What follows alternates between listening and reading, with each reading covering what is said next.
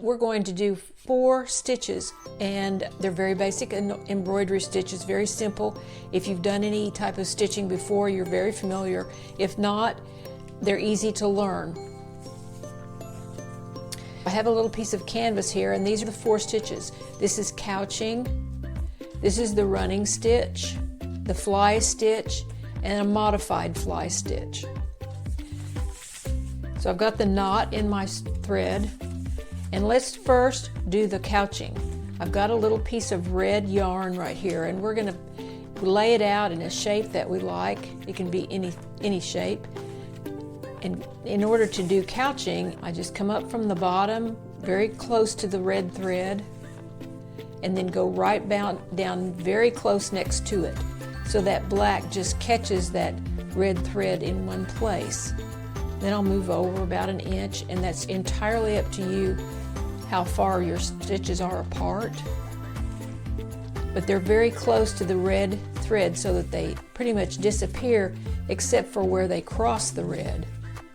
I'd like to have a little bit of a dip down here, so I'm going to let the yarn be way down. Now you can see I've tacked it down in different places so that it can maintain its shape. So on the back, I'm ready to tie this off, so I just take my needle and go under that stitch, make a little loop, and it's just a tiny little knot. And then I'll just snip it off. The next stitch we're going to do is the running stitch. And the running stitch is a good name for it. You just come up and go down, move over just a tiny bit, come up and go down. And you just do this as many times as you like, as far as you can go. You decide how long the stitches are, and you decide how much space is in between the 2 stitches.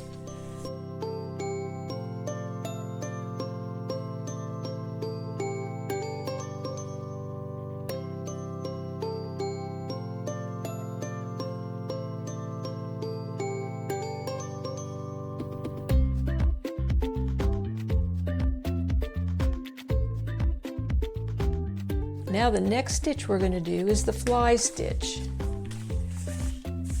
This one. These are our birds. Very, very simple. You've got a knot in your thread, come up from the bottom, and the width right here is the width between the wings when they're expanded. So I'm going to go across about this far, but I don't want to pull it all the way down. I want to leave a loop right here, and then I'm going to poke the needle up where his body would be, which is a little bit below the wingtips and in the middle. And when I pull it up and pull it kind of snug, it'll make that wing shape, and then I just go right back down very close to where I came up, and there's his body. Okay, let's do that again. Come up, go across some distance, however big you want the bird to be, leave a loop, and figure out where his body is, which is below his wingtips and in the middle. Come up, pull it snug, and then go right back down close. And there you go. A couple of birds. And then we'll just tie this off in a knot like we've been doing.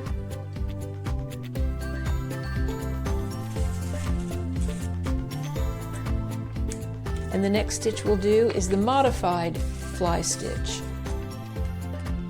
I've put some more thread on my needle, and we're going to do this stitch right here, which is very similar to this.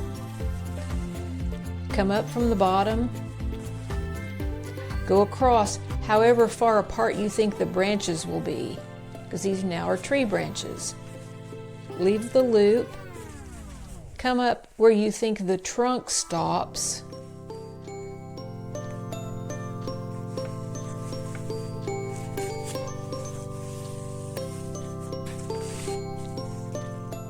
pull it snug, and then however long you think the trunk is, take the thread down to that point, go down, and there you go. Okay, let's do that again. The branch on the left, the branch on the right, in the middle for the trunk, pull it snug, and determine the height of the tree. There you go. That's the modified fly stitch, and that's one good way to make a tree.